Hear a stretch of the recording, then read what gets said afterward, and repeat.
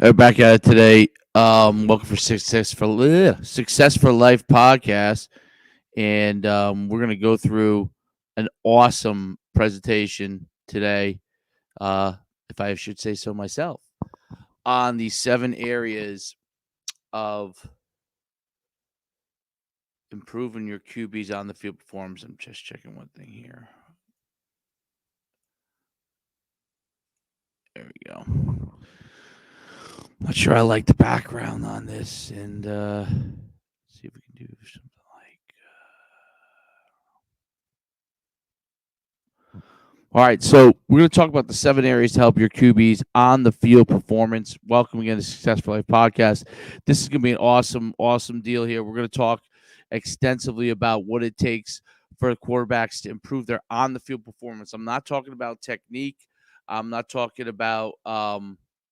Let's make sure we get our audios good here. Good. All right.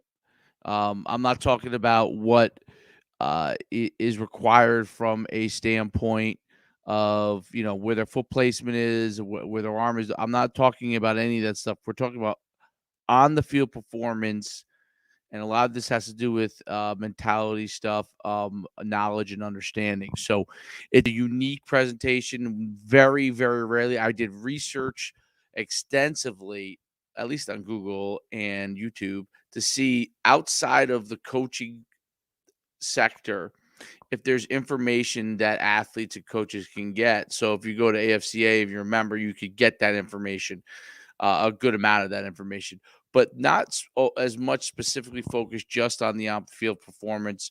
And we're going to talk about that today. Okay. So the first part, and this is of the 7 areas, is area number one, mental preparation. So there's some key elements that are important in developing a quarterback right from the time their young age. And you can see the difference as they move up in levels. The quarterbacks that have this mental preparation for the one versus the ones that don't. There's a certain amount of athleticism that you can get away with for a long time as a quarterback, but as you move up the ladder to higher and higher levels, the mental preparation is a key component of being able to be successful here. So working on your confidence. So when we talk about working on your confidence, building up the ability to uh, believe in yourself and what you're doing and your ability to perform, those are key elements to it. And you have to be able to have that belief in yourself. Okay. And it's not a cockiness, it is a belief, an internal belief that you can get the job done. Some guys are external with it, but it has to be a true belief. It can't be a cover for something. It has to be a confidence that you're going to have the opportunity, that you're going to be able to get things done. Okay. It's an important element. Number one element of successful quarterbacks is their true confidence. Leadership skills. So there's a lot of tools that you can get between books and workshops that you can develop the leadership skills of your quarterback, how to interact with each other, how they take command, uh, exerting confidence among their teammates. Intelligence. The intelligence of your quarterback is key. Okay. Now, at the high school level, if he has leadership skills in some of these other areas, and if you have some of these other intangibles, you can get away with not being quite as smart, but smart. Like again, as you move up, intelligence is a key element. So being a good student is an important part of being a quarterback. Being a student of the game is an important part of being a quarterback. Those things you learn within books really help your analytical skills, those analytical skills that you need as a quarterback. Relationship with teammates. So, how they interact with their teammates. What is their relationship on and off the field with them? Do they garner respect? Okay, in teaching them how to garner respect of your teammates. Are they someone that someone trusts to be with them and lead them? Okay. And I'll answer a question. I have a question on here too. Handling adversity. Okay. This is the most important aspect other than confidence and leadership skills. The ability to handle adversity, the ability to overcome problems that you may have, injuries, problems at home, problems where teammates may have issues, injuries of teammates, things don't go your way in a game. Handling adversity, keeping others calm, and you being able to be focused, fired up, and ready to go and lead at the same time. That is a key element. So for that's the first part of the 7 areas is mental preparation. Got a question here from James Tim. From your experience, what are some of the biggest strengths and weaknesses you see in this newest generation of quarterbacks? That's a great question. I think a lot of it has to do with so weaknesses. I think there's a lack of mental preparation. The areas that I talk about here, I think there is a lack of that. I think the biggest strengths is that definitely improved athleticism, definitely learning on developing their confidence, leadership skills, and intelligence at an earlier age because there are more programs available for them. But I don't think they're as good in their overall mental preparation and handling adversity. So those are some differences, I think, in this generation that really have to continue to be worked on. Thanks for the question, James. Involving in-game plan and scouting. Okay, so this is a really, really key component. Planning and scouting for game week. And then, you could even have it from a preseason standpoint. This is the second area. Opponent scouting is number 1. So understanding how they're going to attack you. And I'll talk a little bit more on that in one of the other areas, but how they're going to attack you, how they're going to defend you, how they're going to cover you. Self-scouting has to do with what you did well. Now, this is an area where technique may become involved, and the scouting area of yourself and what your own strengths and weaknesses are each week, and what you did well and what you didn't do well. Did you recognize certain coverages? Did you do this or that? No. Okay. So that's important to make sure that you are doing those areas well at all times. Okay. Game week practice planning. So having a schedule for your game week, obviously practice schedule you have, knowing what period you're going to be able to work on your own improvement, what the game week schedule is going to look like, knowing that up front so you could prepare as a quarterback for what you have to improve on, including the areas that you're going to be working on and how you're going to attack the other team. So how are you going to attack the other team? What are their strengths and weaknesses? How are they going to attack you, so you can begin to plan that, and now in your practices become more effective. All right, I call it number 3, the 3 areas. The 3 areas, front recognition, and this is really has to do with actual on the field, what's going on there. Front recognition, coverage recognition, blitz recognition. Those 3 components for a quarterback are key. What is the front they're going to play you in on different sets that you run and different plays that you run? If you're in one back, are they going to have a 6 box? Are they going to have a 5 box? Are they going to have a 7 box? What front are they giving you? Okay. Do they use 4 down linemen? Do they use 3 down linemen? Okay. Those are key components for the quarterback to be able to understand. This is what you must know in practice week leading up, and this is part of the scouting. Coverage recognition, okay? In rundowns, what do they play you in? In passing downs, what do they play you in? In different sets, what do they play you in? In 3-by-1, how do they play you? In 2-by-2, how do they play you? Okay, when you're in 5 wide, how do they play you? If you're in 2 back, what coverage are they in? You need to know the base coverages. That's going to allow you to attack them properly. Blitz recognition. Blitz recognition is very hard for a quarterback. And a lot of at the high school level, the pro level, and the college level, because defenses disguise different coverages well, and then cover them up with different types of blitzes. And if you don't understand what these things mean, like, for example, if a strong safety is rolled down in a box over a linebacker, you could bet your bottom dollar that he's going to cover and the other guy's going to go. So there are things that you got to start to learn. But blitz recognition, signs that the team might be blitzing, Obviously, when you get to the pro level, guys do a ton of fake blitzing. College level, same thing. But you want to be able to know where the blitzes are coming from. There are 2 or 3 main blitzes that they use, and who is the best blitzers that they have, because that's a key component for you.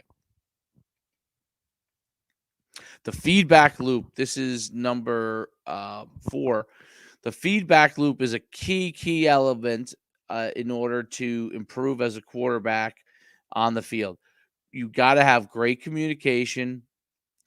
You've got to have a great communication throughout the game week. You've got to be able to understand that feedback loop. But this is continuous. And what I mean by game week is each practice, each rep, each film, each rep. Okay. So when you're looking at film, each rep, make sure you understand what's going on, know the communication, be able to communicate that. On the field, same thing. Game week, this has to go on throughout the week. In practices, getting that feedback after each play from the coach. Okay. You stepped the right way. Good. You recognized the coverage. Oh, great. You picked up where they're blitzing from. Those are important things that have to be done in practice every single rep. You've got to be, as a quarterback, coached on every single repetition. In game, okay, you may not get coached in every single play, okay, unless there's an error or something made. But at the end of a quarter, it is critical that you get information from your quarterback coach, offensive coordinator, or head coach, or all, quickly and effectively as to what they're doing, things that they might have changed, and things to recognize. Or hey, just keep playing. You're doing a great job. Doing a great job of everything. So it's really a situation where you can really, and I just want to make sure I get this here. You can really get the feedback loop continuous, so you can improve. Now, what we have to be careful with as coaches is when we provide that feedback loop. And yes, I'll make those slides available. Just DM me, and I'll get you the slides right away.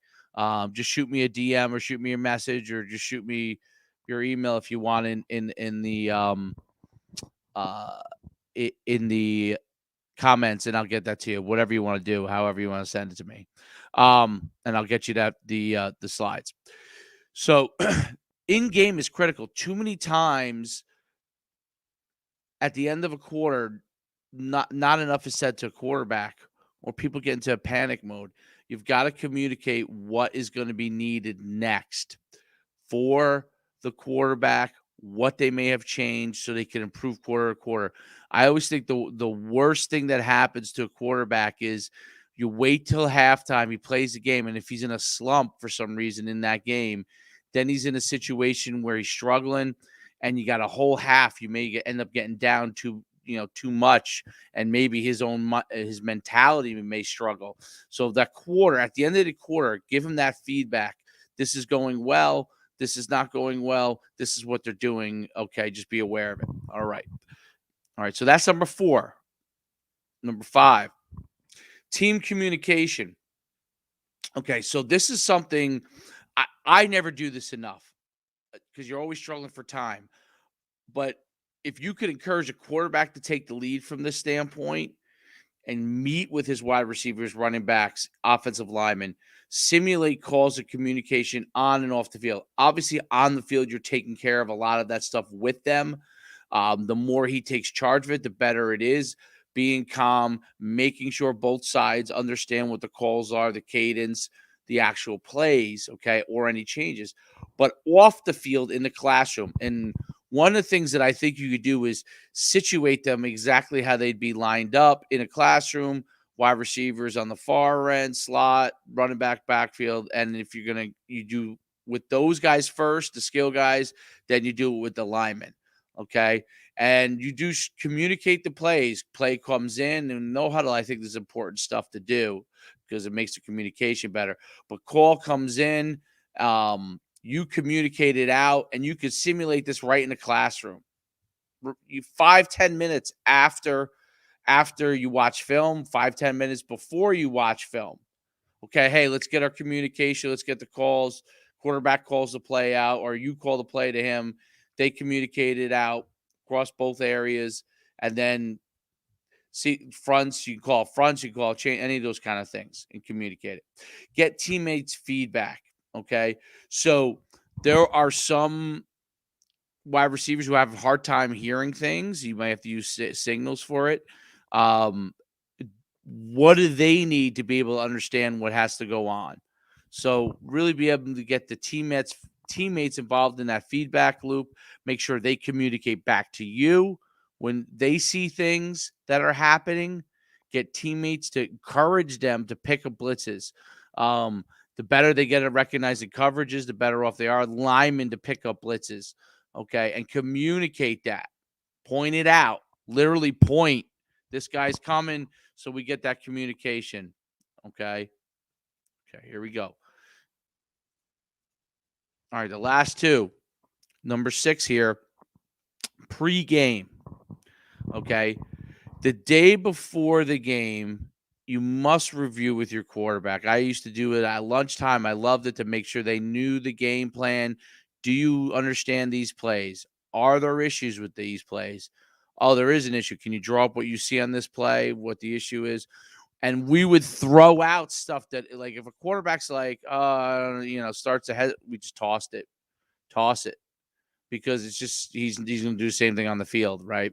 So you want to review the plays, review any questions they have, and everybody in the quarterback room, your backups, your JV guys, and your freshmen, because you want them to be comfortable when they come up. It doesn't matter to me, okay? You got to have all your quarterbacks in that room. I call plays I like. So here are the plays that coach likes. Bob, boom, boom, boom, boom. These are my number one plays I'm going to run in these situations. Okay. It's usually like a 5 to 10 play thing. This is what I want to be able to go to. The quarterback needs to write the plays that he likes. So he'll say, my quarterbacks would say, hey, I like this. I like that. These are all fine. How about this play? He puts down the plays he likes. You want to run some plays that he likes, that he's confident in, not just what you like, because he's going to execute the plays that he likes, definitely. All right. And if it's a play that works, then that's going to be one you're going to want to go to often. Q&A. So we ask questions. You could do testing, or you could draw stuff. You could draw up front. We're running an XYZ play, draw up a front. What's the issue? Just 5 to 10 things that they can look at. You can use testing, you use paper tests. I like to do it on the board and do that tests collaboratively. And then making sure that they all understand everything and they could do the calls and stuff. And then pregame, when they come in, I grab the quarterback for a few minutes. Hey, listen, you slept last night. Did anything that we reviewed yesterday make you uncomfortable? Things you think we should do? And then right before the game, as we warm up and we see things, I say, hey, I saw this or that, just so they have an understanding of what you're thinking. So you don't go calling something that they haven't done in 2 weeks, right, out of the blue. You could, if you see something that they're doing in warm-ups, the other team, you could pull them aside and let them know, hey, I know we haven't run this in a while, but this is a play that may work too against them just from seeing what they're doing. Pre-game, at day before and early, making sure they understand. Again, key is keeping it straightforward so they understand everything. But that's will really help them. Emotional management, just probably the most important thing, along with the mentality part. And that's why I have one for first and one for last. So emotion management. My thing is, you got to let quarterbacks be who they are. If they're an emotional guy, excitable guy, you have to know that that's how they are. And you have to know when to tap into that to get them to rise to a different level if need be. And then when also to calm them down. Okay. If you have a guy who doesn't show you any emotion, all right, sometimes you got to light a fire under him. Sometimes it's just better to keep him as he is. You have to let the quarterback be who he is and adapt to him. Adapt your coaching style to the personality and the needs of your quarterback. Okay. Yes, you may have a system you run. Yes, you may need them to execute this. But from an emotional standpoint, You have to be a chameleon that can adapt to them, that they trust has their best interest. Okay. And I say chameleon because sometimes you have to be hard on them. Sometimes you have to be easy on them. And you have to know their personality and adapt your personality to them. If they have to know that you're truthful and honest and everything like that, but you have to be able to adapt to them. They should not have to only adapt to you. They're going to naturally adapt to you as a coach, and they're going to adopt a lot of your principles, but you need to adapt to them. And the biggest thing is their emotions. Some of them are fiery, some of them are calm, some show no emotion. You have to be able to figure out what they need. Okay, this is really, really critical. That's why I leave it for last. Keeping them on an even keel for 99% of the game. There is a 1% of the time where they need to maybe show some emotion. It may be in the last drive. Hey, let's go, guys. We're good. Or maybe they need to stay calm in that. Okay, that's part of the adapting process. But keeping them personally on an even keel, that whether they show emotion or not, they are internally calm. Okay. The last part, and before I talk about the last part, you could DM me, shoot me a message, and I'll get you these this presentation. Okay, it's in a PDF format. Like, subscribe, follow. We're putting more and more content out, and we want you guys to be able to keep learning for the Success of Life podcast. And we cover a lot of things. Obviously, I'm a football coach for a long time, so we do a lot of stuff with that slant. But leadership, confidence, those kind of things we're trying to build in our athletes, and as men and women, and leaders in our jobs and in society. Keep communicating with the team. This is a big deal for the quarterback. And this is part of keeping them even keel. If something bad happens, they may stop looking to communicate with their teammates. They may internalize it. There are some that are outward, okay, and will get on their teammates for no reason. They need to communicate with them in a proper manner. This is where the coach can interject and pull them aside and say, hey, you can't talk, don't talk to these guys in that way. It's better if you stay calm with them. Okay. So you want him to keep communicating with his team, his teammates, and you have to keep that constant communication on to keep their emotion level in check so they can continue to perform at a really, really high level. With that being said, this is the 7 areas to help your quarterback improve its on the field performance.